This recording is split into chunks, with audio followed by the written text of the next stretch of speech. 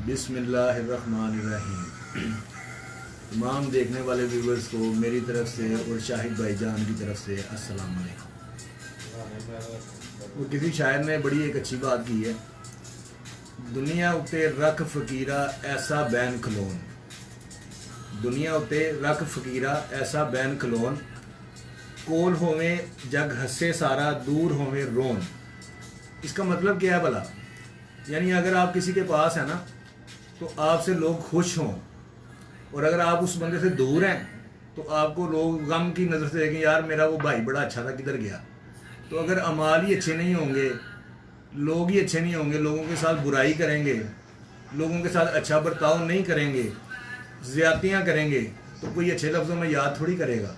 वो तो बुरा कहेगा इंसान को, वो कहेगा यार शुक्र है ये चला गया है, चाहे वो दुनिया से चला गया, फिर भी उसके लिए वो दुआ भी नहीं करेंगे। इसी तरह आज जिस करैक्टर की स्टोरी जो सी है वो शाहिद भाई आपको सुनाएंगे। किसी ज़माने में वो शाहिद भाई का बहुत ज़्यादा दोस्त था। भाईजान की जो आदत है ना वो बड़ी अलग थलग है कि अगर इन्होंने कोई काम नहीं करना ना तो चाहे दुनिया में जो मर्जी चाहे दोस्त हो, चाहे घर वाला हो, चाहे ऐसा बंदा हो जिसकी ये बात ना टालते ना हो, फिर भी ये वो काम नहीं करेंगे। जैसे आज एक स्टोरी हम आपको सुनाने लगे हैं, रईस कालिया। ये गालिबन 1986 से लेके 1991 तक सिर्फ 5 साल का टाइम था इस बंदे के पास। इसने उस 5 साल में बहुत सारे जो उनसे लोगों के नुकसान किए, इतने नुकसान किए कि लोगों ने इसको बिल्कुल अच्छा नहीं कहा, और आखिरकार क्या हुआ, वो अपने अंजाम को पहुंच गया। शाहिद भाई जब अर्ली स्टेज में उसके साथ थे ना, तो शाहिद भाई ने जब ये देखा कि यार ये किस कामों की तरफ पड़ गया, इन्होंने उसको मना किया। वो बाज ही नहीं आया, वो क्रिमिनल था। इन्होंने क्या किया, उसको छोड़ दिया। अगर ये उस टाइम अपना रास्ता अलग ना करते तो ज़ाहिरी बात है जैसे उसका नुकसान हुआ इनका भी हो जाना था। लेकिन इन्होंने, इंसान के पास जो इंसान ना 2 रास्ते होते हैं, एक वो गलत रास्ते पे चल सकता है, एक सही रास्ते पे चल सकता है, ये उसकी अपनी मर्जी है। उस टाइम भाईजान ने देखा कि नहीं यार अगर मैं इसके साथ चलूँगा तो ये तो अपने साथ मुझे भी ले डूबेगा। इन्होंने फ़ौरन से पहले उसके और अपने रास्ते अलग कर लिए, और वो अपने कैफरे किरदार तक पहुंच गया। भाईजान आप भी आज भी जो सा ना आपके सामने है। उसकी वजह क्या है कि इंसान को सिर्फ और सिर्फ जो सा ना अपनी अक्ल से काम लेना चाहिए कि यार ये जो मैं कर रहा हूँ इसका अंजाम क्या है। हम ये जो गुंडे बदमाशों की आपको स्टोरी सुनाते हैं ना, हमारा कोई मकसद नहीं है कि स्टोरियाँ सुनाना आपको, लेकिन स्टोरियाँ हम क्यों सुनाते हैं आपको पता है? कि आपको इनकी स्टोरियाँ सुनाएं कि इन्होंने क्या हरकतें की, इन्होंने कैसा कैसा नुकसान किया, क्या क्या किया, और ये फिर इनका अंजाम क्या हुआ। क्योंकि अगर खाली हम आपको इनका अंजाम बता देंगे तो आपको पता ही नहीं चलेगा उसने किया क्या है। इसलिए उसका अंजाम बताने के लिए ना पहले उसकी स्टोरी सुनानी पड़ती है। आज शाहिद भाईजान हमें जो इंसान रईस कालिए की स्टोरी बताएंगे सारी, कि कैसे वो एक इनोसेंट लड़का था, फिर एक उसकी ज़िंदगी में क्या ऐसा हुआ कि वो उसने अपनी लाइन चेंज कर ली, और वो लाइन ऐसी उसने चेंज की कि वो लाइन को उसने ख़राब कर दिया, और फिर वो अपने अंजाम को पहुंचा। जिस ज़माने में उसने ये काम किया ना, उस ज़माने में तो पुलिस भी इतनी एक्टिव नहीं थी, पुलिस वालों के पास भी इतना गवर्नमेंट यानी जितनी भी पुलिस थी वो इतने नहीं थे उनके पास वर्कर। लेकिन आजकल के ज़माने में जो दौर आ गया है, ये कंप्यूटराइज दौर है, इंटरनेट का दौर है, पुलिस के पास जदीद टेक्नोलॉजी है। अब ऐसा काम करना जो है ना वो मुमकिन ही नहीं है। कोई भी किसी भी इलाके में कोई भी हरकत करेगा, एक पिस्टल के साथ भी फ़ोटो अपनी खिंचवाएगा, तो 2 मिनट बाद जो है ना वो खबरों में आ रहा होता है बंदा, और जलील होकर वहाँ पे खड़ा होता है। इसलिए अब ज़माना बहुत तेज़ हो गया, पुलिस बहुत अब फास्ट हो गई हुई है। हमारा काम सिर्फ आपको इस्लाह करना है कि खुदारा ऐसे काम ना करें। और ये जो आज शाहिद भाई ये स्टोरी बताएंगे आपको, इसको गौर से सुनिएगा, और सबसे ज़्यादा गौर से जो आप सुनेंगे ना वो इस स्टोरी में जो अंजाम हुआ ना उसको आपने फोकस करना है। और हमें कमेंट बॉक्स में ज़रूर बताइएगा कि क्या जो हम बातें कर रहे हैं वो सही हैं, क्या हम जो इस्लाही बातें कर रहे हैं वो सही हैं। बाकी जितने दोस्तों ने हमारी प्रमोशन के लिए हमें वीडियोस बना के भेजी हैं, जिनमें आगा गुल साहब हो गए, अफजल भट्ट साहब हो गए, और दोस्त हो गए, उन सब का शुक्रिया अदा करते हैं। अब भाईजान आपको उसकी सारी स्टोरी बताते हैं, गौर से सुने और अंजाम ज़रूर सुनिएगा, ताकि आपको पता चले कि बुरे कामों का अंजाम बुरा होता है। जी भाईजान। अस्सलाम वालेकुम जी, थोड़ा साइड पे इधर वापस लाओ। यार सब वापस करो, पहले एडजस्ट कर लो, कोई नहीं, आप ऐसा कौन सा नहीं, थोड़ा इधर राइट करो, मौसम थोड़ा सा यहाँ छोड़ दो बस। नाज़रीन अस्सलाम वालेकुम जी। अल्लाह ताला के हुक्म से आप सब खैरियत से हैं, इंशाअल्लाह ताला अल्लाह ताला आपको ऐसे ही खैरियत से रखेगा। एक शेर आप सबकी नज़र है, शरीके जुर्म ना होते तो मुखबरी करते, शरीके जुर्म ना होते तो मुखबरी करते, हमें पता है लुटेरों के सब ठिकानों का। मैं आप सब दोस्तों भाइयों को एक कहानी सुनानी चाहता हूँ, जो ये मौज़म ने अभी जो बातें की रईस कालिया के बारे में, बेशक बाहर आवाम या लोगों की नज़र में रईस का इमेज जो था ना, उसके किरदार का जो लोग जो जिक्र और जो तज़किरे आज भी दुनिया करती है वो यही हैं कि वो एक डकैत था, उजरती कातल था, वो बताखोर था। उसके अलावा आप कह लें कि जगह टैक्स, इक़दाम कत्ल, पुलिस मुकाबले और स्टूडेंट यूनियनों में जो मुखालफतबाजी में जो मुकदमात दर्ज होते थे, उनकी भी एक लंबी फहरिस्त उसके ऊपर दर्ज थी। मौज़म चूँकि मौज़म मेरे से सुनता रहता है जिक्र, तो वो उसको एक्सप्लेन करते वक्त थोड़ी सी ये गलती कर गया कि मौज़म ने भी यहाँ पे बैठ के बिल्कुल लोगों की तरह, लेकिन वो मुझे पसंद आई है बात, मैंने इसलिए उसे टोका नहीं कि लोगों की राय यही है जो मौज़म ने उसका तारुफ करवाया। अब मेरे पास कोई ऐसा अलादीन का चिराग तो है नहीं कि मैं आप लोगों को वो ज़मीन पर रगड़ूं और वो फिल्म रिवाइंड करके आपको दिखा दूं। इस मेरे साथ ये मेरी आईडी पे, मेरे अकाउंट पे मेरे बहुत सारे बड़े भाई, उनमें रईस के ज़्यादातर दोस्त, अयूब भाई गुलबर्ग उनका रेस्टोरेंट है, उसके अलावा शाहिद इकबाल साहब, शाहिद रफ़ीक साहब, लाहौर की तलबा यूनियन की एक बहुत बड़ा नाम चौधरी साजिद, ये सब मेरे भाई मेरे साथ फेसबुक पे ऐड हैं, इसलिए मुझे झूठ की गुंजाइश नहीं है। पहले तो मैं बात आपको ये क्लियर कर दूं, मैं अगर अपने प्रोग्राम्स में मैं अगर पुलिस के ख़िलाफ़ चलता हूँ, जैसे कि लोगों को मुझसे तवक्को है, तो आप लोगों को पता है कि फोर्स से लड़ा नहीं जा सकता। पहले तो मेरी इस बात को जो है ना, मेरी कमज़ोरी नहीं समझना आपने। मैं ये तमाम व्यूवर्स को ये बात बिल्कुल अपने होशो हवास में बतानी चाहता हूँ। पहले मेरे अंदर थोड़ी कोई आपको फेस करने में ना, मैं थोड़ा सा कोई गिल्टी फील करता था ना खुद को, कभी मैं शायद आप लोगों को फेस ना कर सकूँ।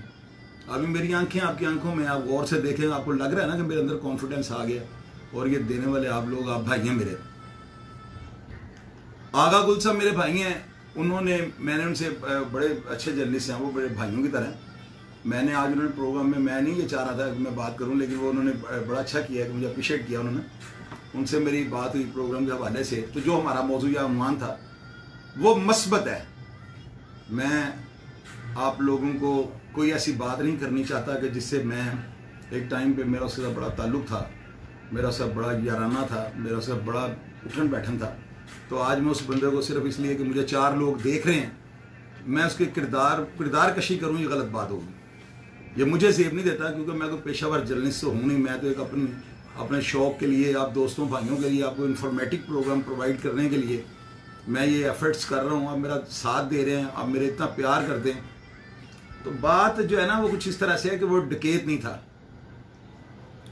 बाहर के मुकदमात थे, कई मुकदमात में वो तनवीर खाकवानी का मुकदमेवार था, और काफ़ी सारे उसके ऊपर 302 इस तरह के मामला थी, एक ना भरमार, मैंने आपको बताया, लिस्ट थी बहुत बड़ी। अभी नाजरीन होता यह है कि लोग कहते हैं अंडरवर्ल्ड, असल में जो लाहौर शहर में जो अंडरवर्ल्ड बना ना, ये अंडरवर्ल्ड तलबा जो है ना, तलबा जो थे, ये तालिब इल्म जो थे एमयू कॉलेज के, ये मेरा ख्याल है ये अंडरवर्ल्ड वहाँ से स्टार्ट हुआ। इस अंडरवर्ल्ड का जो संग बुनियाद था, अंडरवर्ल्ड इसलिए कि वो लोगों को एक लफ्ज़ में ना, वो कुज्जे में समुंदर बंद करने वाली बात है ना, तो वो मैं इसलिए जो है ना, वो आपको यानी कि एक शॉर्ट लफ्ज़ में आपको बताना चाह रहा हूँ कि जो स्टूडेंट जो यूनियन थी ना, उनमें जो बदमाशी का या जो गुंडागर्दी का या जो इश्तियाल अंगेज़ी का जो एक आया था, उसे कह लें लहर आई थी, या जो परवान चढ़ा जब ये अंडरवर्ल्ड का ये मामला थे, उनमें QSF जो थी ना, ये एक ऑर्गेनाइजेशन थी जिसके चेयरमैन साहब दबीर सनी थे, और ये काफ़ी सारे उसमें अभी बाद में ब्लैक ईगल में भी कुछ अलहदा उन्होंने अपने ग्रुप्स बना लिए, मीर अब्दुल्ला उसमें, और काफ़ी सारे जो थे क्या उसे कहते हैं, एहसानुल्लाह खान बॉबी, ये काफ़ी बड़े नाम थे इन लोगों के ना। तो ये तलबा सियासत से इन्होंने सारा किया, लेकिन उस वक्त जो है ना कुछ इन लोगों पे या इन स्टूडेंट्स पे जो है ना ये बदमाशी या इस चीज़ को इंट्रोडक्शन करवाने का जो है ना लेबल इनके ऊपर लग गया था।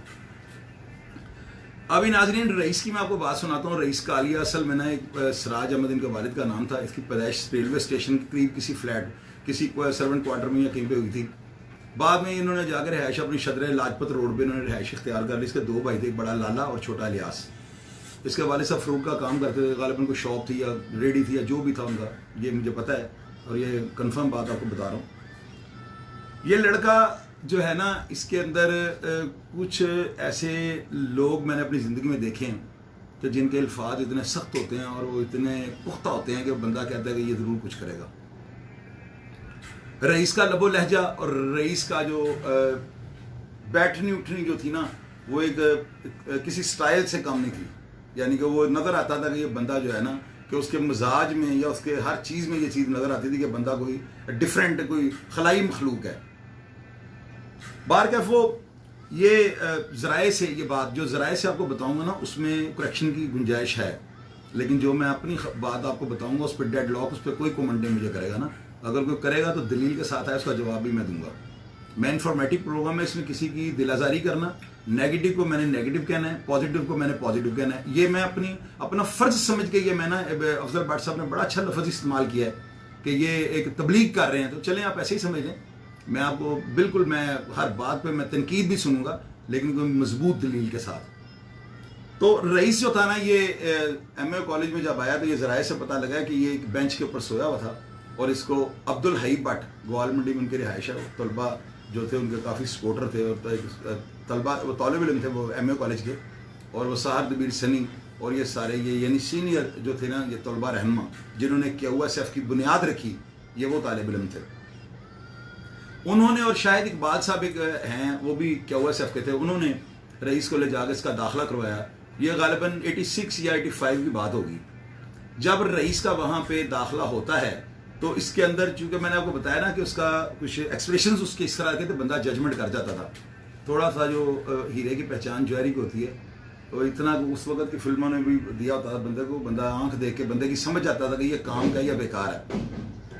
उस लड़के की जो थी ना रईस की, मैं उसे भाई कह के आज भी मैं करूँगा क्योंकि मैंने उससे कुछ ऐसी बातें सीखी हैं। कंवल में जिस तरह कीचड़ में कंवल खिलता है ना, इस तरह मैंने उस बंदे से कुछ ऐसी बातें सीखी हैं जिन पर मैं आज भी अमल करता हूँ और मैं कामयाब इंसान हूँ। वो रईस जो था ना वो असल में मैं एक चीज़ आपको बिल्कुल एग्जैक्ट अपनी राय के मुताबिक ये बताऊँ और हतमी, वो वक्त जो है ना आप सबके नॉलेज में है कि खुदा ने इसकी एक रफ्तार मुकर्रर कर दी है। अगर हम किसी चीज़ को भाग के वक्त से तेज चल के मैं कहूँ मैं पुलिस में ASI भर्ती हो जाऊँ, इंस्पेक्टर भर्ती हो जाऊँ, तो ये गलत सोच है। ये वक्त इसके लिए मुझे शॉर्टकट वक्त को शॉर्ट करना पड़ेगा। तो वक्त तो एक अपनी वो slow and steady winning the race, वो स्लो स्लो चल रहा है, तो वक्त जो है किसी को नहीं मानता। तो डकैत और ये जो है ना, मैं जब कभी किसी से सुनता हूँ अक्सर लोग ये बातें करते हैं कि उसने ऐसे कर दिया डकैती हैं, लेकिन मैं ये अपने जितनी देर तक मेरा उसके साथ ताल्लुक़ था मैंने उसको ये ऐसा कोई काम करते नहीं देखा। तो अब आपको ना एक मैं ऐसी बात मज़ेदार बताऊंगा कि जो मुझे ना आज भी ज़िंदगी में बड़ा ना मुझे करती है कि यार ये क्या सीन हुआ। उस बंदे की ना एक आदत थी कि वो कोई काम अगर वो गलत कर रहा होता था ना, बाद में वो खुद को ये बात कहता था कि मुझसे ये काम गलत हुआ है, और मैं उसको अक्सर ये बात कहता होता था कि यार आप मेरे भाई हो, ये जिन लोगों के साथ ये जो गैंग ये अंडरवर्ल्ड था उस वक्त का, ये अंडरवर्ल्ड था। अब इसमें कौन कौन था?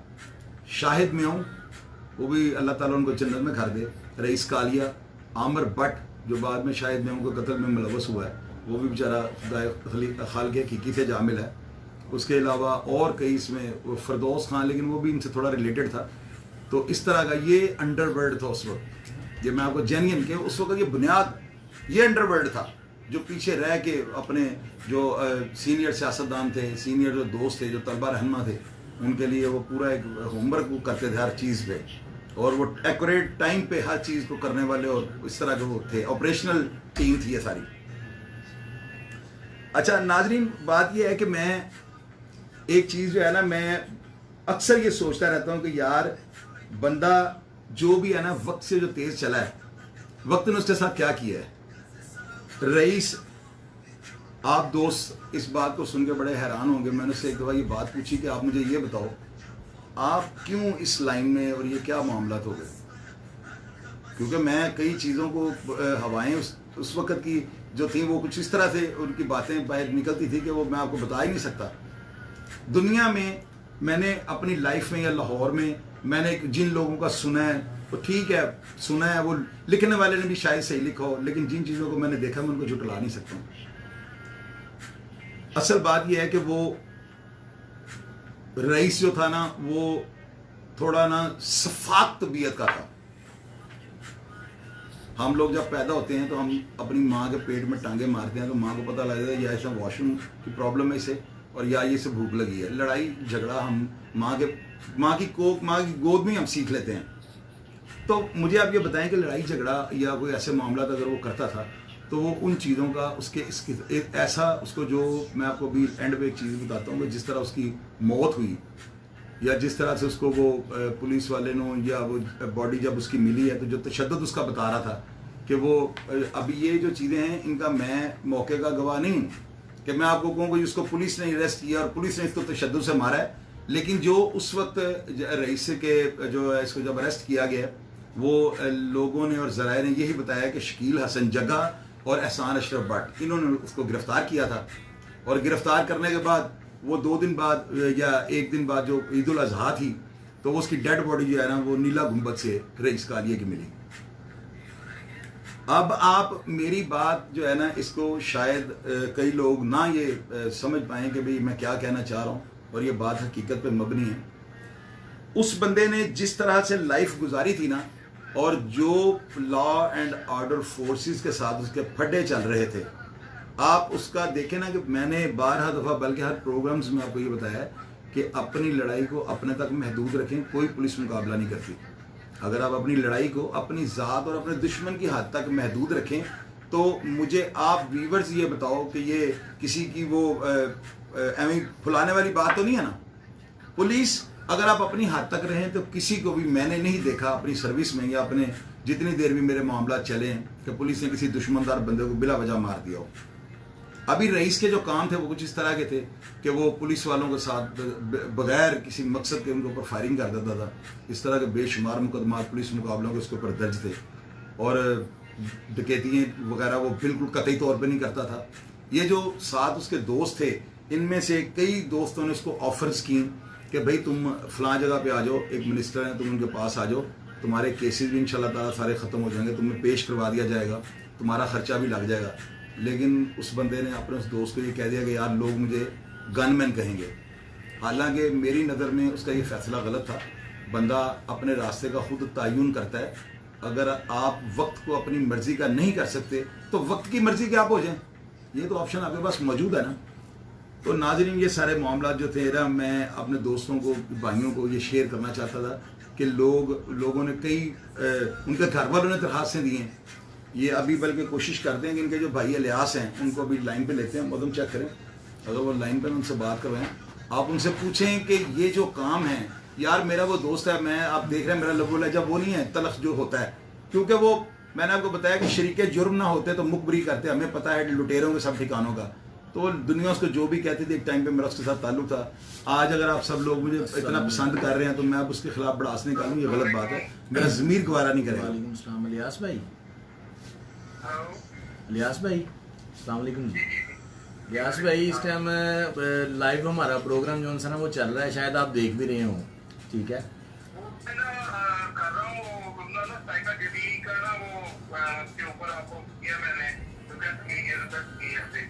अच्छा अच्छा, चले वो उसको कर लेते हैं। तो क्या नाम है, लाइव में ना अभी आपको लोग लाइव सुन रहे हैं, ठीक है? तो शाहिद भाई लोगों के सामने बिल्कुल लाइव हैं, वो रईस भाई की बातें कर रहे हैं। तो मजीद जो सा ना आपसे वो जो सवाल पूछेंगे तो प्लीज जरा ये शाहिद भाई से बात करें। इलियास भाई अस्सलाम वालेकुम। इलियास भाई आप ठीक हैं, सब खैरियत है, फर्स्ट क्लास हैं। आप हमें इस वक्त लाइव लोग देख रहे हैं, आप चूंकि भाई हैं हमारे और मेरे बड़े अच्छे दोस्त के आप भाई हैं, रईस भाई के, तो मैं आपसे ये पूछना चाहता हूं कि आपने अपनी जिंदगी में क्या देखा और क्या आपने इस चीज को, क्या आपने इससे कोई लेसन लिया है या आप नौजवानों को कोई मैसेज अगर देना चाहें तो आपकी बड़ी मेहरबानी होगी, ये बात करें। जी अस्सलाम वालेकुम। चलो पहले तो मैं कहूँगा कि आपने ये जो प्रोग्राम शुरू किया है ये बहुत अच्छा किया है, खासकर न्यू जनरेशन जो है ना उसके लिए। और दूसरी बात ये है कि मेरे जो भाई थे वो एक स्टूडेंट लीडर थे, एज ए स्टूडेंट ही गए थे कॉलेज में, मगर कुछ लोगों ने अपने मफाद के लिए उनको इस्तेमाल किया और उनसे यानी कि गलत काम करवाए। तो ये जो है ना ये नहीं होना चाहिए था। तो आपको इलियास भाई आज उनका कोई दोस्त या कोई सियासतदान जिनके साथ उनके ताल्लुकात थे, उनमें से कोई आपको मिलने आता है या आपका हालचाल पूछता है? नहीं नहीं नहीं, हमें तो किसी ने अब आज तक पूछा ही नहीं है। हम तो मेहनत मजदूरी कर रहे हैं, अपने बच्चों को बहुत मुश्किल से जो है ना हालात में हम हैं और खुशबक जिंदगी गुजार रहे हैं, जैसे भी मेहनत मजदूरी करके। हमें किसी ने कुछ नहीं यानी कि या कोई मिलने के लिए भी नहीं आया कि यार आप किस हाल में हो, या सलाम दुआ लेने के लिए भी कोई नहीं आया, कोई सियासतदान या कोई यार दोस्त। आप नौजवानों को कोई पैगाम देना चाहेंगे? जी मैं न्यू जनरेशन को ये पैगाम दे रहा हूँ, खुदा का वास्ता है, खुदा के लिए आप अपने माँ बाप की माने, उनको अपना आइडियल बनाए, बजाय कि आप गलत लोगों के उसमें चुंगल में आए और उनके उसमें कहावे में आके तो आप अपनी जिंदगी बर्बाद करें। जैसे कि मेरे भाई की जिंदगी बर्बाद हुई, लोगों ने कहा था वो डाकू है, वो तो गुजरती कातर है, वो तो इन्होंने इतने पैसे लूटे हैं, ये किया। अगर लूटे होते तो आज हम मर्सिडीज में या पुजारों में फिर रहे होते, बड़ी गाड़ियों में फिर रहे होते। हमारे पास तो कुछ भी नहीं है, हम तो खुद मेहनत मजदूरी कर रहे हैं। मगर मैं ये पैगाम देना चाहूंगा न्यू जनरेशन को कि खुदा का वास्ता है ऐसे उनसे दूर रहें। आप सिर्फ अपनी पढ़ाई की तरफ तवज्जो दें, आप अपने माँ बाप को अपना आइडियल बनाएं बस। बहुत मेहरबानी इलियास भाई, बहुत मेहरबानी, शुक्रिया जी, बहुत बहुत मेहरबानी। बाद में बात होती है आपसे, थैंक यू वेरी मच, बहुत मेहरबानी, अल्लाह हाफिज। आप नाज़रीन ये बात यकीन करें, जिस दिन रईस कालिए का मर्डर हुआ है ना, मर्डर ही मैं से कहूँगा क्योंकि उसका पता नहीं लगा, इन्होंने बड़ी तरह से दिए हैं लॉ एंड ऑर्डर एजेंसियों के खिलाफ भी, पुलिस के खिलाफ भी, लेकिन वो बहरहाल वो पता नहीं क्या हुआ क्या नहीं हुआ, किसी को भी आज तक इस सच्चाई का, जिस तरह हिटलर का किसी को पता नहीं लगा, इस तरह रईस कालिए के भी असल वजूहत आज तक सामने नहीं आ सकी। अब नाज़रीन मामला ये था कि वो जिस दिन ये मर्डर हुआ है ना उस दिन ईद उल अज़हा थी। आप यकीन करें आज एक कमेंट आया है, वो शाह नवाज साहब जो है ना महकमा पुलिस में थे और उन्होंने बड़ा डिटेल्ड एक कमेंट नीचे किया। उन्होंने कहा है कि भाई वो जिस वक्त ये मामला चला है तो उस वक्त जो है ना उस दिन माल रोड जो है जंग का एक समा जो है पेश कर रही थी।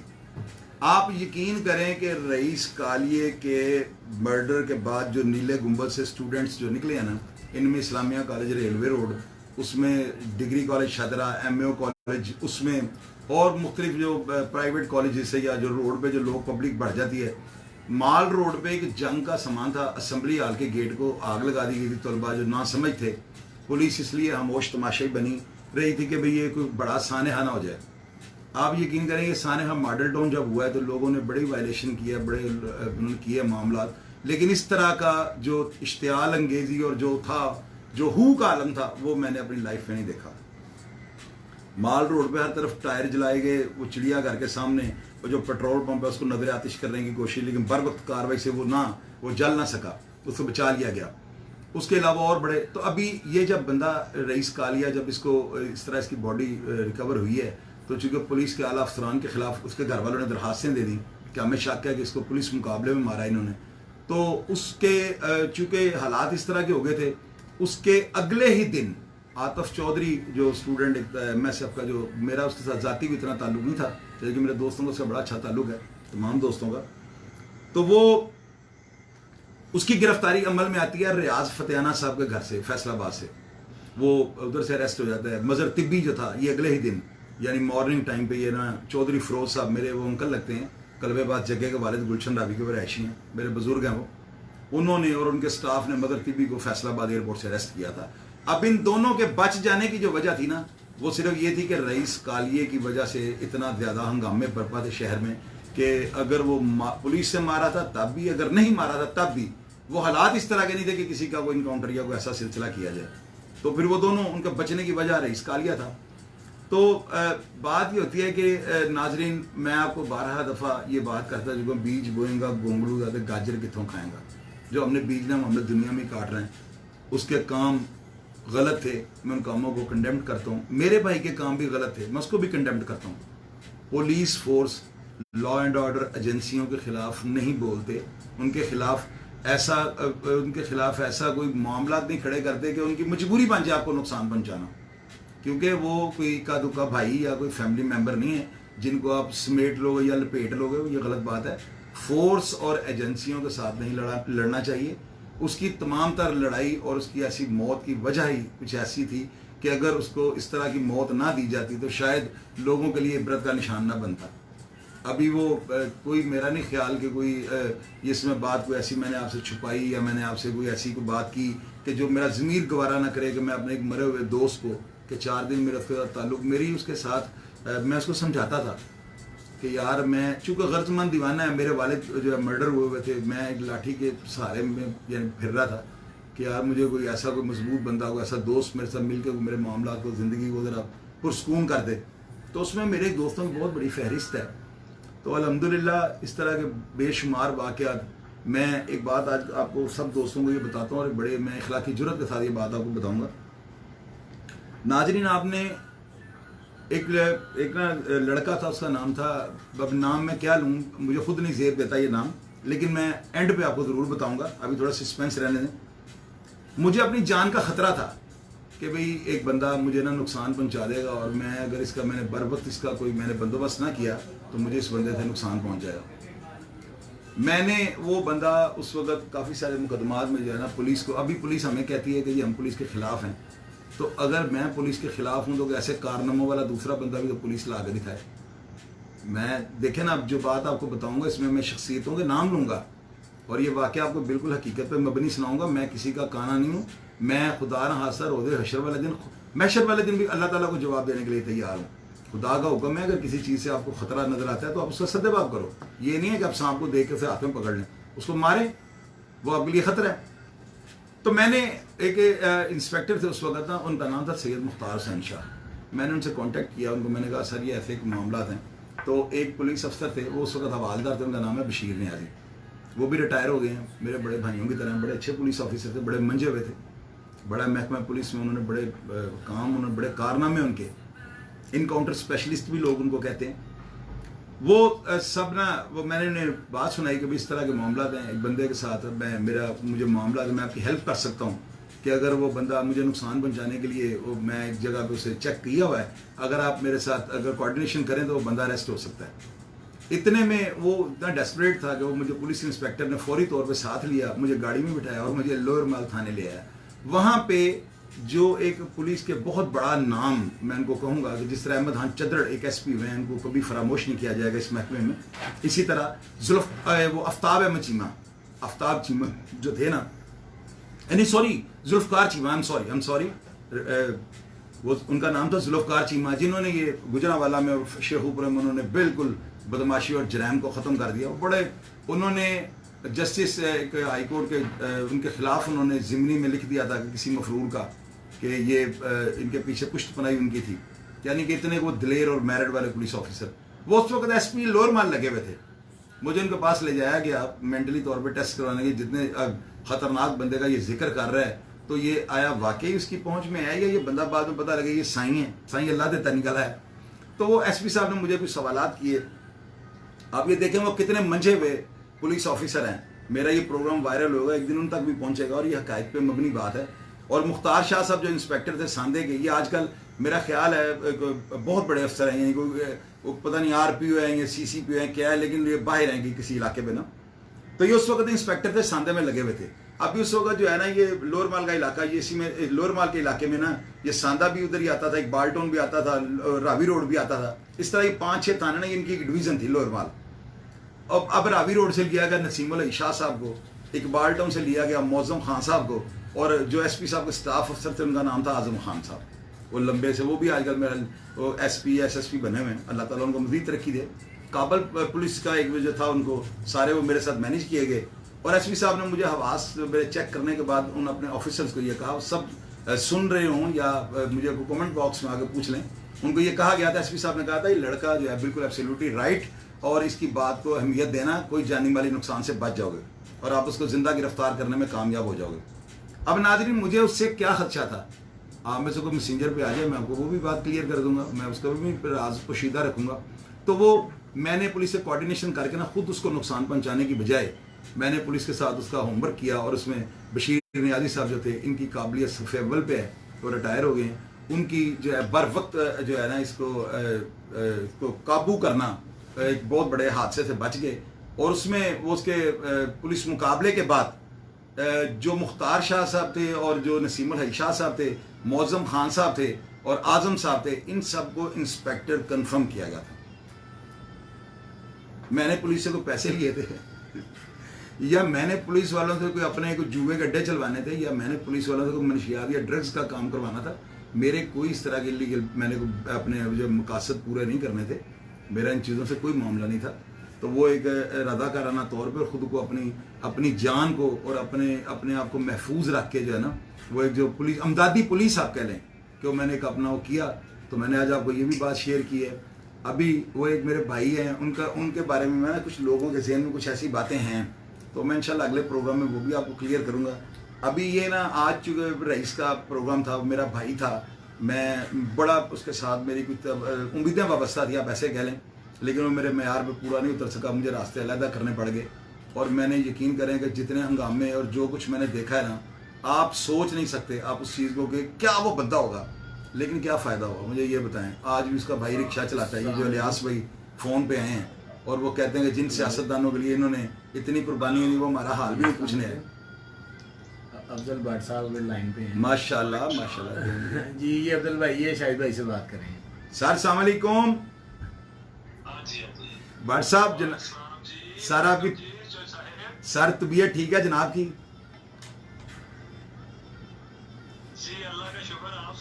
भट्ट साहब लाइव आपको बस भट्ट साहब जहां भी गए दास्तान छोड़ा है, आप भाइयों की बदौलत ही सारा कुछ है ना, क्या ख्याल है? ये मिलाना दोबारा कहो। ये अफजल भट्ट साहब हैं जी, ये मेरे बड़े प्यारे भाई हैं, मेरे बड़े मुश्किल अदवार दौर नहीं अदवार के मेरे दोस्त हैं, और इनकी बड़ी क्वालिटियों से अल्लाह ताला ने इनको बनाया हुआ है, बड़ी क्वालिटी इस इंसान के अंदर, मेरे बड़े प्यारे भाई हैं। तो ये इनके साथ मेरे बड़े चुटखले, बड़े मेरे ऐसे तंज़ो मज़ाह वाले मामलात हैं ना, तो कुछ ऐसी पर्सनैलिटीज़ हैं जिनको देखते आपका चेहरा खिल जाता है, आप उछलते हो, कूदते हो, यानी अपनी एक्टिविटीज़ को आप चेंज करते हो। ये अफजल भट्ट उन पर्सनैलिटी के में बहुत प्यारे दोस्त हैं, बड़े प्यारे भाई हैं। आज इन्होंने बड़े प्यारे गाने के उन्वान से इन्होंने मेरा वीडियो प्रोग्राम वायरल किया है, मैंने इनको सल्यूट किए हैं। लेजेंड पर्सनैलिटी है, नो डाउट इसमें। मेरा ख्याल है उनका नेट जो है ना स्लो है, या वो तो अभी कॉल ज्वाइन करेंगे, ये बड़े प्यारे मेरे दोस्त हैं। तो नाज़रीन बात ये है कि अभी मैंने आपको बताया कि वो पुलिस के कितने अफसर हैं। आप देखें कि माशाल्लाह आफ्ताब अहमद चीमा साहब, उनको वर्ल्ड डाइज उनको पुलिस ऑफिसर कहा जा सकता है कि पूरी दुनिया में वो फेमस पुलिस ऑफिसर हैं जिन्होंने पाकिस्तान का नाम रोशन कर दिया। महकमा पुलिस में उन्होंने एक नई जिद्दत, नया जज्बा, आप ये देखें कि उन पुलिस अफसरों के साथ 91 की बात 92 की गालिबन आपको बात बता रहा हूँ। तो नाज़रीन वक्त के साथ हर चीज़ जो है ना वो अपने नक्श मिटा देती है। मैं बिल्कुल कतई तौर पे मैं अपने को डिफेंड नहीं करता हूँ, आपको हुक्म है, आपको इजाज़त है हमारे मज़हब में भी लड़ाई की, अपनी जान को महफूज रखने की। आपको किस चीज़ से खदशा नज़र आता है उसको नुकसान पहुँचा सकते हो। तो इस तरह के मामला होते हैं। मैं दोस्तों को, भाइयों को यही बातें करता हूँ कि यार लोग ये इंडिया के वो जो है प्रोग्राम्स देख के वो अदाकारों की वो जो ये अपन साला ऐसे नहीं करेगा, ऐसे करेगा, यार ये रियलिटी नहीं है। यकीन करो कि आज ना दुख होता है इस बात पे ना कि जिस बंदे को दुनिया रईस कालिया कहती थी, जिस बंदे को लोग एक शहर में खौफ और दहशत की वो उसका था। अब मेरे कुछ दोस्त थे वो जेल में थे, उनमें अद्दो स्टेशन वाला दोस्त है, उसका नाम अद्दो था, उनका भाई काला, उनका एक मुकदमेवार था, वो उसका नाम था इरफान, वो भतीजा था मेरा अद्दो का, और दूसरा उसका भाई रिजवान और माजा। ये लोग जेल में मुझे मिले, मेरा इनके साथ ताल्लुक, में भी किसी केस में अंदर था। तो इन्होंने मुझे बताया कि जो स्टेशन पे हम पे कत्लों की FIR जिसमें हम नामजद मुलजम बन के जेल आए हैं, तो इन मुकदमों इसका सारा जिम्मेदार रईस कालिया था, ये बंदे सारे उसने मारे थे। तो अब आप मुझे बताएं कि वो उन्होंने शर्म में पुलिस को ये बात नहीं बताई या मरवत में ये बात नहीं कि हमें लोग क्या कहेंगे, वो दुश्मनदार थे, दुश्मनी तो उनकी थी। तो वो यानी इस तरह के ब्लाइंड मर्डर भी रईस के ऊपर थे, बिल्कुल मैं उसको इस बात पर कंडेम्ट नहीं करूँगा। उसके ऊपर अगवा बराए तवान के भी मुकदमा थे, लेकिन मुझे नहीं मेरे इल्म में कि मैंने उसको कोई ऐसा कोई मुँह भी उसका देखा हो जिसको उसने तवान के लिए, ये इंजीनियरिंग यूनिवर्सिटी होती थी, वहाँ पे 007 कमरे का बाहर लिखा होता था, सर सैयद हॉल था वो, तो वहाँ पे ये इनकी अमाजगाह थी, 3 रास्ते थे उसके, रईस के लिए बहुत महफूज था वो। और उस वक्त उस दौर के जो मंजे हुए जो तालिब इल्म थे, अकरम गुजर साहब, अयूब साहब जिनका गुलबर्ग में रेस्टोरेंट है, शाहिद इकबाल, शाहिद रजा, ज़हीर खान साहब जो बेनज़ीर के साथ वो जब वो उनका बेनज़ीर का हुआ है, उनको शहादत नसीब हुई है, तो उस वक्त साथ वो भी थे, वो भी उसी बम धमाके में वो हलाक हो गए, ज़हीर खान साहब। तो ये अभी रईस जो है ना, उसका आज तक एक मुअम्मा है। लोग कहते हैं कि वो कैसे पकड़ा गया।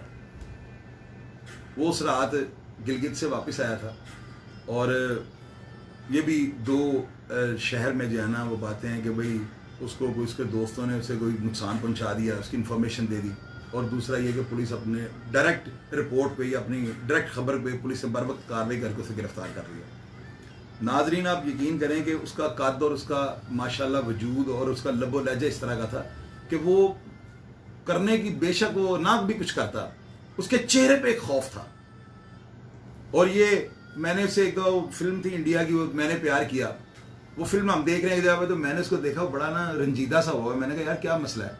तो मुझे वही जो आजकल की जनरेशन को जो वायरस इनके अंदर फैला हुआ है, वो लड़की के इश्क में मुब्तला था, वो जी वो उसके भाई से भी मेरी बात हुई ना, लियास भाई से, उन्होंने भी इस चीज़ की ना निशानदेही की है कि ऐसे था।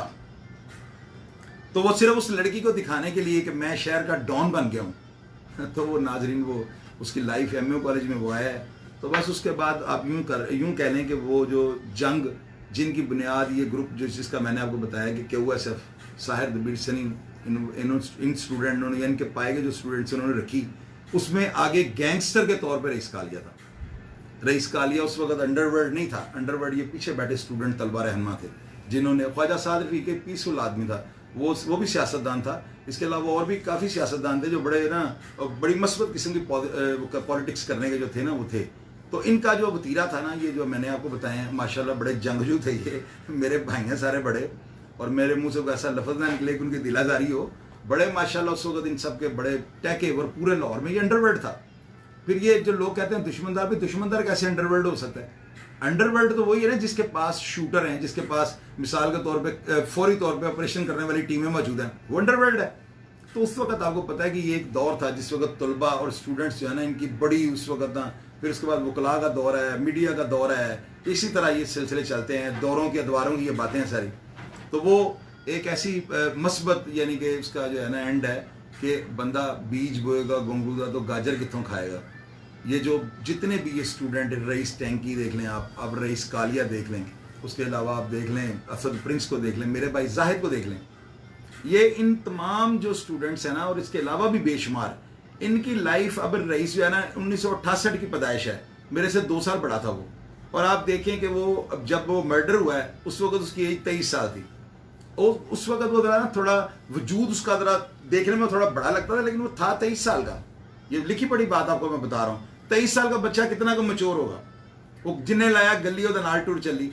तो ये जो 20 से 25 की जो एज है ना, ये बड़ी खतरनाक होती है। बच्चों को वॉच रखें, इनको देखें कि इनके दोस्तों की निशानदेही करें, उनके ऊपर नजर रखें, ताकि आप एक जो आपने जो बच्चा जिसकी परवरिश कर रहे हैं उसकी पूरी जिम्मेदारी को फ़राइज़ आप अंजाम दे रहे हैं। अदरवाइज आपको पता है माशरे में कई रईसों से ये कहानियां भरी हैं।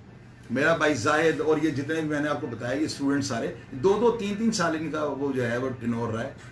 और ये क्या था, ये उस वक्त से जिसकी खुदा ने एक लिमिट जो है और एक रफ्तार मुकर्रर कर दी है, ये उस वक्त को काटने के लिए ये शॉर्टकट इन्होंने ना, शॉर्टकट आप किसी चीज़ को हासिल करने के लिए ज़्यादा जिद्दत और फास्ट ट्रैक अडॉप्ट करते हैं, 170 पे जाते हैं, तो उसमें एक्सीडेंट के चांसेस ज़्यादा हैं। तो ये सब इसी जो है ना इसी अलादीन के चिराग, इसी चीज़ के वो नज़र हो गए हैं। ये जितने भी लोग, जितने भी मेरे दोस्त, जितने भी स्टूडेंट्स थे, इन्होंने फोर्सों से फड्डे डाली है। और ये मैं आपको बिल्कुल अपनी कमज़ोरी नहीं, आपको लेसन दूंगा। लॉ एंड आर्डर एजेंसियों और हुकूमतों के साथ नहीं लड़ा जा सकता। इनके मामले में बड़े अपने मस्बत बयानात रखा करें, अपने बड़े मस्बत ख्यालात रखा करें। एक पुलिस का बिगड़ा सिपाही भी आपके लिए नुकसानदेह है। अपनी लाइफ को, अपने मामलात को ये मत सोचें कि आपको कोई नहीं देख रहा। अब मैं लास्ट में मेरा दिल इस बात को करने की इजाज़त नहीं दे रहा, लेकिन इसके बावजूद मैंने आपसे वादा किया हुआ कि मैं झूठ और वो गलत बात नहीं करूँगा। रईस कालिया अपने अंजाम को इसीलिए पहुँचा कि उसका काम भी इसी तरह करें।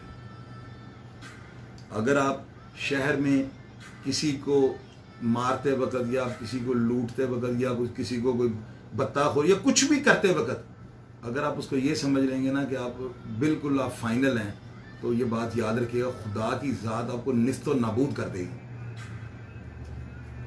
ये मेरी बात आप याद रखिएगा सारे। वो बड़ा दिलेर था, बड़ा बहादुर था। ऐसे नौजवानों को अगर बॉर्डर पे भेजा जाए और वापसी के रास्ते बंद कर दिए जाए तो ये इंडिया आपको लेके दिखाएं। वो इतना को दिलेर था, लेकिन वो जिस एज में था उसको फॉलोअर और उसको जो चलाने वाले जो रहनुमा थे वो कुछ उनसे मिसगाइड हो गया, यानी कि वो उन्होंने उसका गलत इस्तेमाल कर लिया। लेकिन या आप यूं कह लें कि उन्होंने इसको कहा भेजा भैंस के नीचे है तो चला ये गाय के नीचे गया। कुछ इस तरह के मामला थे जिसकी वजह से वो वन मैन शो बना। और अंडरवर्ल्ड जो है ना, ये उस वक्त का ये गैंग था जिसमें मीर अब्दुल्ला, उसमें एहसानुल्लाह खान बॉबी, साहर दबीर सनी, ये अयूब भाई, उसमें मेरे सारे और बड़े भाई शाहिद इकबाल साहब, ये सब अंडरवर्ल्ड था। क्योंकि इनका माशाल्लाह लाहौर शहर में एक सिक्का चलता था। तो ये सारे इस तरह के कई, मेरा दोस्त तनवीर खाकवानी मेरे भाइयों की तरह है, उन दोनों का रईस का और उनका आपस में बड़ा ताल्लुक था। अक्सर ये लड़ते थे और ऐसे लगता था कि जैसे अब 2 मिनट के बाद गोली चल जाएगी। वो क्या ज़हनी इख्तलाफ। तनवीर खाकवानी एक ऐसा बंदा था कि वो पेंट को उल्टा करके पहन लेता था, लेकिन वो किसी के आगे हाथ फैलाने वाला बंदा नहीं था। और डकैती चोरी तो उसके पास से भी नहीं गुजरी थी। तो ये इस तरह 2 मस्बत किरदार, लेकिन दोस्त है बहुत गहरे। तो ये सारे मामला था। मौजूदा व्यूवर्स को देखो, कुछ कहना चाहें? मेरा एक ज़ाती सवाल है आपसे। जी बताएं। वैसे तो ये इन लोगों को आपने बड़े करीब से देखा है तो ये बड़े बहादुर थे। जी जी। वैसे तो हमारी जितनी मुसलमान कौम है तो वो भी बहुत बहादुर नडर है। जी जी। तो अगर इन्होंने जो अपना खून नाजायज बहा दिया है, यही अगर बॉर्डर पे चले जाते, मुल्क की खातिर लड़ते या मजहब की खातिर लड़ते, वो ज़्यादा अच्छा नहीं था? वो शहीद का रुतबा भी मिल जाना था और लोगों ने उसको याद भी रखना था। मौजन देखो, हमीदा करोड़पति, हमीद उर्फ हमीदा करोड़पति, मैंने मेरे छोटे भाइयों ने अरेस्ट करके उसको पकड़ के शरीफ भट्टी साहब को पकड़वाया है। वो इंस्पेक्टर हैं, मैं उनकी बड़ी ऑनर करता हूँ। उन्होंने फिर उससे हमीदा करोड़पति, वो अखबारों में आया और वो पाकिस्तान लेवल का सबसे बड़ा चोर था। अरशद डैडी के इनकाउंटर में मैं अमदादी पुलिस बना। आप मुझे ये बताओ कि मेरा किरदार मस्बत है तो मुझे क्या दे दिया गवर्नमेंट ने? असूली तौर पे तो मुझे तमगा हुस्ने किरदार देना चाहिए, मुझे कोई इनाम देना चाहिए ताकि आइंदा लोग जुर्रत करें, लोग पुलिस के अमदादी बनने की कोशिश करें। आप कह रहे हो कि जी वो ऐसे क्यों करते रहे? तो चलो उन्होंने नेगेटिव किरदार अदा किया, मेरा पॉजिटिव है कि नहीं? हमीद करोड़पति ने 20 किलो से ऊपर सोना बरामद करवाया था और करोड़ों रुपए की वो उसने रिकवरी पुलिस को, उमर फरूक भट्टी एसपी लगे हुए थे और शरीफ भट्टी साहब इंस्पेक्टर थे। वो एक लड़की को छेड़ने आ रहा था हमारे मोहल्ले में, हमें भी पता नहीं था हमीदा करोड़पति है, वरना कोई पता नहीं कि हमीदा करोड़पति तो मैं घर पे मेरा मतलब है। और तो मैं कहता हूँ ना कि शरीके जुर्म ना होते तो मुखबरी करते, हमें पता है लुटेरों के सब ठिकानों का। उस गधे का पता ही थाने जाकर लगेगा ये हमीदा करोड़पति है। तो आगे आप भी सारे समझदार हैं। तो वो उसके बाद हमारी किस्मत में कुछ भी नहीं था, ना मैंने कुछ लिया, ना हमें पता था हमीदा करोड़पति है। तो यार ये इस तरह के अमदादी जो काम थे मेरे, वो उनको बस आप भूल गए हैं। हमारी जो लॉ एंड ऑर्डर एजेंसी हैं, मुझे वो प्राउडली मुझे बुलाएं, मुझे बुला के मुझे कोई इनाम वगैरह मुझे दें, मेरी खिदमात को सराहें। मैं कोई पुलिस ऑफिसर नहीं हूँ जिसको रिटायरमेंट के बाद पेंशन मिलनी है, मुझे तो गोली मिलनी है। तो वो मैं अल्हम्दुलिल्लाह मैं अपने अमल को, अपनी ज़ुबान को पॉजिटिव इस्तेमाल करके आज यहाँ पे पहुँचा हूँ। वरना जो जैसे मेरी प्राडो पे फायरिंग हुई, वो 2 भाई थे, वो आज भी ना एक एलीट फोर्स का कांस्टेबल है, उसका नाम है मोहम्मद अहमद, और दूसरे भाई का नाम है महमूद, वो जेल का कांस्टेबल है। इन्होंने किसी बंदे के कहने पे ना फैशन कोर्ट के बाहर मेरी गाड़ी के ऊपर क्लाशन कोफों से फायरिंग कर दी। वो क्लाशन कोफ से, सॉरी कोफों से नहीं, क्लाशन कोफ से फायरिंग कर दी। वो मजान का एक फीती छोटा भाई है, मैं था, मुबशर खान और एक दोस्त था, तो मैंने प्राडो में जब मेरी में फायर लगे लैंड क्रूजर में, तो मैंने वो आमर होटल को जो सड़क बाहर निकलती है, तो मैंने वहां से प्राडो छोड़ के मैंने अंदर दौड़ लगा दी, क्योंकि मुझे पता था कि इस वक्त ये हमलावर जो है कोई और ज्यादा ना हो। तो मैंने उनसे मैं बच गया, मेरा कोई नुकसान नहीं। मुझे ये भी आज तक नहीं पता कि वो कौन था कौन नहीं था, लेकिन वो पता कैसे लगता है कि क्लियर चीज कैसे होती है। मैं जेल में गया हूं तो मुझे उन दोनों भाइयों ने खुद, अगर आज वो मेरा प्रोग्राम देख रहे हो तो वो खुद अंदाजा लगा लेंगे, मैं गलत बयानी नहीं करता हूँ। उन्होंने नर्सरी में, कोट लखपत जेल नर्सरी एक बैरक है, वहां पर उन्होंने खुद आकर मुझे बताया था कि भाई हमने आपकी गाड़ी पे हमला किया था, तो लिहाजा हमें बाद में पता लगा आप बड़े अच्छे इंसान हैं, तो आप हमारे भाई हैं। तो मैंने फिर जब वो सारा प्लेस ऑफ अकरेंस वाला जो मामला कि आप किधर से आए और किधर गए, तो मैंने तो चूंकि देखा हुआ था, तो फिर मुझे कंफर्म होगा ये वही थे। तो मुझे अल्लाह ने इतना बड़ा दिल दिया, मैंने उनके बारे में भी ऐसी कोई बात नहीं कभी की। तो मुझे मिलते हैं, पिछले दिनों में एक सियासी केस में था, वो मेरे अपने मामला थे, तो मुझे वो मिला है, तो वो गाड़ी चला रहा था ना किसी इंस्पेक्टर साहब की, वो मोहम्मद अहमद जो था, तो मैं उससे मिला हूँ। तो बात ये होती है कि मैंने बड़े मुश्किल से मैंने सर्वाइव किया, मैंने इन दोस्तों का अंजाम देखे हैं, मैंने इन दोस्तों को बड़ा, लेकिन मुझे क्या मिला, मुझे तो आप ये बताओ ना, मैंने क्या नेगेटिव किया है? मैंने तो ऐसा काम ही नहीं किया कि खुदा ना हाज़िर जिसको आप तनकीद कर सकें। चलें, अगर थोड़ी बहुत ही मैंने कोई हेरा फेरी की है तो मैंने वो छोड़ दिया भाई। अगर मैंने नाप तोल में फ़र्क किया तो मैंने अपनी इस्लाह कर चुका हूँ, इस्लाह कर चुका हूँ, तो आपके सामने इतना टेढ़े हाँ बन के बैठा हूँ। ये चीज़ें होती हैं सारी लाइफ में। मौजम ये पुलिस को और ये एजेंसियों को चाहिए कि हम जैसे लोगों को प्रमोट करें, क्योंकि हमारे अंदर टैलेंट है। कौन है जो कहते हैं ये हो नहीं सकता? वो मुझे जानते नहीं। असल में ये मैं अपनी तारीफ नहीं कर रहा हूँ। अब देखने वाले ये आप कह रहे हैं कि चोई साहब खुद की तारीफ करते जा रहे हैं, गलत बात है। मैं कतई तौर पे अपनी तारीफ नहीं कर रहा हूँ, मैं ये कह रहा हूँ कि ये खुदा की जो है ना मैं तारीफ कर रहा हूँ, कि मैं अपने बारे में ये बात कहूँ कि कौन है जो कहते हैं ये हो नहीं सकता, वो मुझे जानते नहीं। असल में ये मैं खुदा की तारीफ कर रहा हूँ। अल्हम्दुलिल्लाह मैं बड़ा कछुए की चाल चला हूँ। जिस तरह वक्त चलता है ना, मैंने जब देखा कि वक्त मेरी मर्जी का नहीं हो रहा, तो मैंने खुद को वक्त के उसमें प्लेट में डाला, प्लेट की तरह, चम्मच में डाला, चम्मच की तरह, गिलास में डाला, गिलास की तरह। तो ये जो आपके अप एंड डाउन्स है ना, ये आपको बहुत बड़े हादसा से बचाते हैं। अपनी ज़िंदगी को सेफ रखें। मैं किसी दोस्त ने मेरे से सवाल किया था कि जी वो ये क्या मामला था, तो मैंने आज आपको बिल्कुल क्लियर कट लफ्ज़ों में बताया, किसी भी चीज़ से अगर आपको ख़तरा है आप उससे बच के चलें, अपना डिफेंस करें। मेरे दोस्त कई ऐसे थे जिनके ऊपर अपने को ज़ाती दुश्मनी और ऐसे मामला था, मेरे घरों में आकर सोते रहे। हम दुश्मनदार हैं, हम ये तो नहीं कर सकते हम पुलिस वालों के साथ मिलकर तो अपने मामला को सीधा करें। मैं लानत भेजता हूं ऐसे बंदे पे, ऐसे बंदे की ज़िंदगी के ऊपर। लेकिन जिस चीज़ से आपको ख़तरा है उसको आप नुकसान पहुँचाओ, इससे पहले कि वो आपका नुकसान कर दे। जी मौजम, अब अगली बात को पूछो आप। नहीं, वो आपने बात सही कर दी है कि जिस बंदे से खतरा है। हाँ जी, आपकी तो लाइफ में चले मिसहैप हो गया, तो आपने वो खतरा आगे से आ गया, आपने उसका जो सा उसको फेस भी किया, उसको देखा कि यार ये मुझे नुकसान पहुंचा रहा है, उसको जैसे तैसे करके आपने उसको ख़त्म किया या जो भी उसका किया। लेकिन कुछ लोग जो अपने आप को इस फील्ड में ज़बरदस्ती धकेल लेते हैं और अपने लिए वो ख़तरे बना लेते हैं, उनके लिए क्या पैगाम? मौजम जो ज़बरदस्ती धकेल लेते हैं ना, उनमें ज़्यादातर ना ये जो भूंड है ना, और ये जो मेरी बात आज याद रखना, ये जो लड़के लड़कियों के चक्कर में पड़ जाते हैं ना कम उम्री में, मौजम ये लड़कियां उनके लिए कैंसर साबित होती हैं। बिल्कुल सही बात है। क्यों? उन लड़कियों ने आगे भी दो तीन उन्होंने को अपने दोस्त बनाए होते हैं, उनका आपस में इख्तलाफ होता है, वो छोटा सा झगड़ा, अब मजहब तिब्बी वगैरह को देख लो, अंडरवर्ल्ड को हिला देने वाला नाम है मजहब तिब्बी। कैसी बात आपको बता रहा हूं मैं, एक लड़की की लड़ाई से ये मदर तिब्बी वजूद में आया। तो ज्यादातर जो है ना केसेस वो इसी तरह के हैं, और दूसरे वो लोग जो दिमागी जो मेंटली तौर पे जो है ना वो एहसास कमतरी का शिकार है। वन व्हीलर वो बच्चे वो कॉम्प्लेक्स का शिकार हैं, वो अपने टैलेंट को, उनके अंदर जो वन व्हीलिंग है वो उसमें वन मैन शो बनना चाहते हैं। फिर एक टाइम आता है लोग उनको पुष्टपनाई कर करके ऐसा कर करके कि भाई तुम कमाल वन मैन शो तुम, तो वो बंदा डकैतियों की तरफ चले जाता है। माँ बाप वॉच नहीं करते। फिर जब ये चस्के पड़ जाते हैं, बाहर फ्रेंडें रखी हुई हैं, रात को पार्टी हो रही हैं, आइस का इस्तेमाल हो रहा है, शराबें पी जा रही हैं, तो मुझे आप ये बताएं आप कैसे कहेंगे कि वो बच्चा कोई अच्छे काम कर रहा है? ये चीज़ें जो है ना, ये हमें ये सब चीज़ों के बारे में हमें खुद सोचना पड़ेगा, अपने बच्चों को वॉच करना पड़ेगा। ये आप यकीन करें कि एक ऐसा नशा इस वक्त लाहौर में जो है ना वो चल रहा है जो आपकी सोच से भी आगे है। अपने बच्चों को वॉच रखें। आजकल बहुत ज़्यादा हालात जो है ना इस तरह के हुए हैं, बच्चे बहुत ख़राब हो चुके हैं। वो अंडरवर्ल्ड की बात करना, वो एक पता नहीं समझते हैं कि कुछ हदीस सुन रहे हैं और उनको कोई इस्लामी, ये मौसम से मेरी बात हो रही थी आज ही, मैं कहता हूँ यार देखो इस्लामी पोस्टों पे लोग कमेंट करना ही भूल गए। तो वो क्या है कि हम लोगों में जो है ना अखलाकी जुर्रत कम है, हम लोग जो है ना वो देख सब कुछ रहे हैं लेकिन मानने को तैयार नहीं, क्योंकि वो वही बात जो मैं कहता हूँ कि शैतान नकद देता है, हम उस रास्ते पे चढ़े हुए हैं। मौजूद दोस्तों को देखो, वो कमेंट में उनको रिप्लाई भी करो यार। अफजल भाट साहब बहुत मेहरबानी, आगा गुल साहब आपकी बहुत मेहरबानी, वकार अहमद बाजवा साहब, साजिद चौधरी मेरे बिग बॉस, और जितने मेरे दोस्त भाई, वो आज वो अबीर भाई मेरे लिए ये कोट लेकर आए जी। अबीर आई लव यू, आपका कोट मैंने कहा था आज पहनूंगा तो मैंने पहना हुआ है।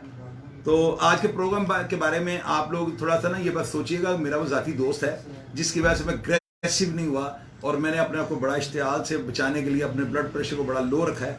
मेरा ज़मीर नहीं गवारा कर रहा था कि मैं अपने प्रोग्राम की प्रमोशन के लिए या मैं अपने प्रोग्राम को जो है ना इसको एक चटखारेदार बनाने के लिए उस बेचारे की इज्जत की धज्जियाँ उड़ा दूँ। तो उसके घर वालों को भी मैं ये कहना चाहूँगा कि अगर मेरे दिल से कोई ऐसी बात निकली हो, मैंने उसकी कई ऐसी नेगेटिव बातें हैं जो आप मैसेंजर पे आ जाएं, मैं 1 बाय 1 आपको वो जो है ना मैं बता सकता हूँ अगर कोई दिलचस्पी लेगा, लेकिन फ़ोन पे लाइव जो है मैं नहीं ये मुनासिब समझता। नौजवान मेरा प्रोग्राम देख रहे हैं तो उनके लिए ये चीज़ इतनी ईजी हो जाए कि 2 साल में हम भी रईस कालिया बन सकते हैं, तो वो रईस कालिया बनने के बजाय ना उसकी मौत को देख लें।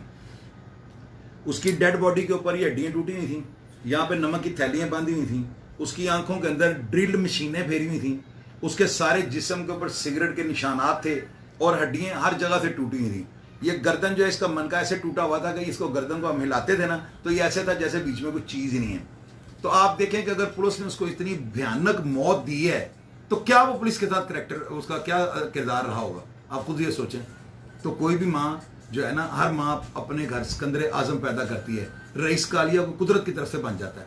तो रईस कालिया बनने की कोशिश ना करें, अपने अमल सीधे रखें। माँ बाप बहनों के लिए आपका एक किरदार है, अल्लाह ताला ने आपको किसी मकसद के लिए दुनिया में भेजा है, आप अपने उस मकसद को देखें कि मैं अपनी बहनों भाइयों की मैं ख्याल रखने के लिए, इनकी परवरिश के लिए, माँ बाप का हाथ उठाने के लिए मैं दुनिया पे आया हूँ। तो आप क्या कर रहे हो? मैं तो अपने गिरेबान को चाहता रहता हूँ, अपनी सलाह करता रहता हूँ। अभी दोस्तों ने कहा ये आप एनके क्यों नहीं लगाते? मैंने कहा भी अब हम जो है ना हमारे अंदर कॉन्फिडेंस आ गया है, आप डालो ना मेरी आंखों में आंखें, मैंने डाली हैं, तो क्या मैं किसी का काना हूँ? तो बात ये है कि वो उस वक्त ज़रा थोड़ी झिझक थी कि यार आप लोग हमें कैसे बर्दाश्त करेंगे कि हम ये कहते हैं 7 चूहे खा के बिल्ली हाजिर चली। तो ये चीज़ ना दिल नहीं खड़ा हो रहा था ना यार, वो थोड़ी एंगे चढ़ा लेते थे कि यार चलो तो हम लोगों को ज़रा दूर से देखें। तो अभी वो आप लोगों के प्यार की वजह से, मोहब्बत की वजह से, आप लोगों की शेयरिंग, इतना प्यार करने की वजह से यार वो एंके उतर गई हैं। अब आपकी आंखों में आंखें डाल के बात करेंगे, सवालात करें। कोई क्राइम के मुतल्लक आपको कोई तजर्बाकार बात चाहिए हो, कोई वकील हायर करना है, कोई आप वकील चाहते हैं कि आपको कोई अच्छा वकील गाइड किया जाए, आपके कोई अदालती मामला था, उनमें बिल्कुल मेरे मैसेंजर पे हैं, मेरे से बात करें, मैं अपना तजर्बा आपके साथ शेयर करूँगा, मेरे से फ़ायदा लें। मैं आपके लिए इंशाल्लाह ताला बड़ा मस्बत किरदार बनने की कोशिश कर रहा हूँ।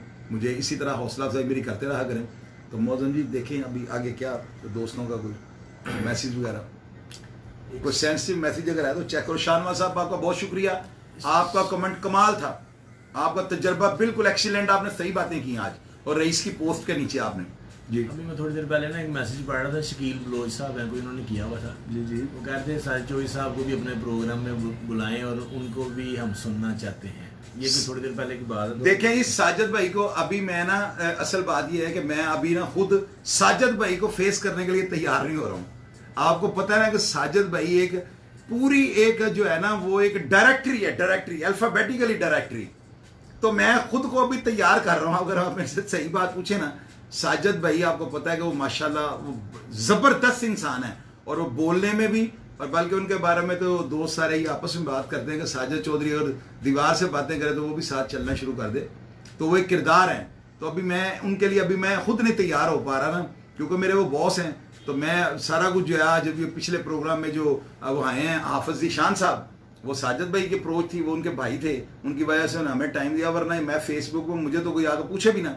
तो ये आप दोस्तों भाइयों की बड़ी मोहब्बत है, आप मुझे एक छोटे से फेसबुक प्रोग्राम पे इतना लाइक करते हो और आप इतना प्यार करते हो। कोशिश तो मैं भी यही करता हूँ कि आपको रिप्लाई करूँ, लेकिन वो कुछ मजबूरियों की वजह से अगर किसी को रिप्लाई ना कर सकूँ तो भाई मुझे माफ़ कर दिया करो। लेकिन कसम से हकीकत बात यह है कि मैं आपको कुछ डिलीवर करना चाह रहा हूँ। अब मैं कुछ ना कुछ आपको ऐसा करके दिखाऊंगा अल्लाह करेगा कोई ऐसा प्रोग्राम आपको दिखाएंगे, कोई ऐसा लाइफ, कोई करंट इशू पे आपको बात करके दिखाऊंगा, उसमें आप देखिएगा। आज ये मेरा ना बड़ा दिल अंदर से था कि यार मैं किस तरह उस बंदे को, हालांकि मैं तो नेगेटिव बात करने में बड़ा प्राउड महसूस करता हूँ ना कि उसकी असल चीज़ आपको दिखाई जाए, लेकिन इसमें आज मैं थोड़ा कमज़ोर था कि मेरा वो भाई था, दोस्त था, और उसको बड़ा भी याद आता है किसी टाइम ना कि यार मैं उससे बड़ी मेरी उम्मीदें वाबस्ता थी कि शायद ये मेरे बदले ले लेगा, लेकिन नहीं इस तरह हो सका। तो ये सारी चीज़ें होती हैं मौसम। लेकिन बात बता क्या, लोगों की सलाह करने के लिए आपको स्टोरी तो बतानी पड़ेगी ना। और ये कौन सी स्टोरी जो आप उनकी बता रहे हैं, ये झूठ पे मबनी, ये तो सच है।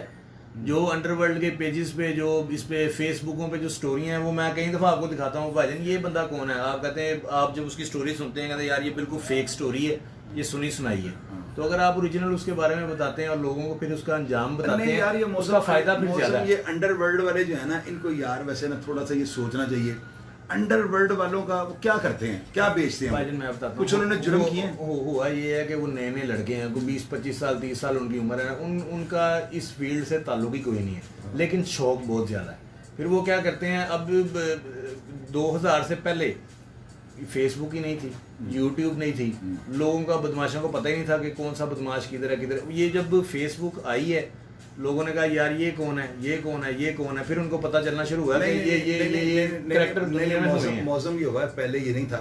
ये 93 में जब ये टॉप 10 छापा ना, ये खबरें अखबार ने छापा था जी, उसमें इन्होंने हनीफे की, सूतर मंडी वाला जो था, बाबा, उसमें मनादर शाह, ये सब इनकी ना उन्होंने तस्वीरें दी। मेरी बात सुनो। उस वक्त ना इन्होंने 2 बीमारियां पहले थी, अंडरवर्ल्ड और गैंगस्टर, फिर इन्होंने आकर तीसरी बीमारी हमें जो है ना एड्स के तौर पे दे दी, टॉप 10। बिल्कुल आप ये देखोगे, आज आप सिर्फ इतना कहोगे टॉप 10 बेकर, आपके ज़हन में क्राइम आ जाएगा, ऐसे ही। टॉप 10 यार, क्यों उन्होंने अखबारों ने उनको लिखा कि भी टॉप 10, उनको लिखता है कि ये अंडरवर्ल्ड के लोग हैं, वो आपकी माफिया, ये लैंड माफिया। मैं आपकी बात मानता हूँ, लेकिन अखबारें इतने लोग नहीं पढ़ते थे तब। लोगों का जो रुझान था ना वो इतना नहीं था, प्रिंट मीडिया था ना, कम लोग अखबारें पढ़ते थे, कोई बड़ी बड़ी उम्र के लोग अखबार, बच्चे नहीं पढ़ते थे। लेकिन ये जो फेसबुक है ना, ये तो पैदा हुआ बच्चा जो है उसको भी 1 साल की उम्र में पकड़ा है, उसको भी पता है फेसबुक क्या है। अब फेसबुक तो सारी बात है, वो उसके दिमाग में तो होगा ना कि यार ये जो रईस काली है ये कौन था, ये तो बहुत खतरनाक बंदा था। बिल्कुल इस तरह नहीं, मेरी बात सुनो, मैं ये बात 12 दफा कह रहा हूँ, खतरनाक मौसम उस जितना मैंने नहीं अपनी लाइफ में कोई देखा। और देखो ना, मैं आज अगर ये बात एंड पे आपको कर रहा हूँ कि वो किरदार ही ऐसा था कि उसको मौत उन्होंने ऐसी ही देनी थी, तो फिर इसमें क्या पछताने वाली बात। अच्छा, आप मुझे एक बात बताएं, जब आप छोटे थे जी तो आप फिल्में देखते थे, ठीक है, तो आपको अच्छी फिल्में अच्छी लगती थी या क्राइम वाली फिल्में अच्छी लगती थी? मुझे क्राइम वाली अच्छी लगती। तो अगर आपको बचपन में क्राइम वाली फिल्में अच्छी लगती थी, तो अभी तो क्राइम देखना ही बड़ा आसान है। अब तो फेसबुक आपके सामने है, तब फिल्म भी किसी किसी के पास होती थी, टीवी भी किसी किसी के पास होता था, और वीसीआर भी किसी किसी के पास। इसलिए तो मैं ये बातें करता हूँ ना कि मैं अपनी जो एक्सपीरियंस है उसी को मद्देनजर रख के बात कर रही हूँ। ये तो चीज़ें मैं लोगों को बताता हूँ कि ये चीज़ें दिमाग पर असरात छोड़ते हैं, बिल्कुल बड़े गहरे इनके असरात जो मरतब होते हैं। तो यही चीज़ें हैं कि यही मौसम इस्लाही पहलू है कि हम या अगर रोज़ यहाँ पे मंजन बेचें लोगों को, तो लोग हमारी बातें सुनना छोड़ देंगे। हमारा काम बनता है रियलिटी पे बात। अभी कुछ दोस्तों ने मुझे कहा जी आप पोस्टों में बड़े ओपन हो गए, ऐसी बातें लिख देते हैं। मैंने कहा यार मेरी बात को जिस दिन कोई झुटलाएगा ना, आप उस दिन मुझे बताना। मुझे पता है इधर कई लोग आते हैं, आपको ये भी कहते हैं जो हिसाब से छड़ो केड़े काम लागे हो, लेकिन आप उनको यही बात कहते हैं कि यार मैंने सलाह करके छोड़नी है, इसमें अगर मुझे कोई बुरा कहता है तो कहे, कोई अच्छा कहता है कि मुझे उसकी परवाह नहीं है। अल्हम्दुलिल्लाह मैंने लोगों को बता के छोड़ना है कि ये काम बुरा है, तो बुरा काम को बुरा कहना यही बहादुरी है। अल्हम्दुलिल्लाह मैं जो मुझे इस चीज़ पे पूरा यकीन है। मैं तो पहले कहता हूँ कौन है जो कहते हैं ये हो नहीं सकता, वो मुझे जानते नहीं।